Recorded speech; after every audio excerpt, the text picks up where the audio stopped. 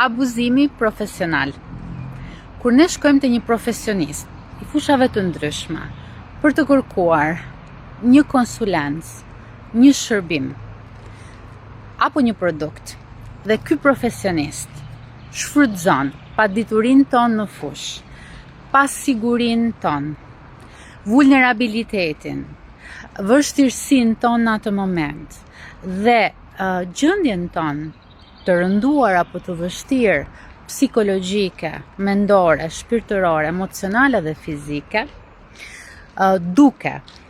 na shitur shërbime dhe produkte që nuk janë të nevojshme në atë moment, duke na shitur më tepër shërbime dhe produkte